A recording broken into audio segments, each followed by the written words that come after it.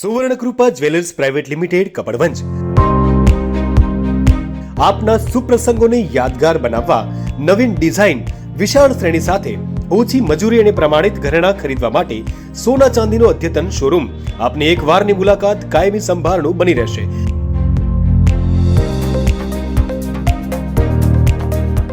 તો અવશ્ય પધારો Suvarnakrupa jewellers private limited, Meena બજાર, કપડવંજ। અમારો સંપર્ક છે 91 691 69 140। મીડિયાના અહેવાલની અસર।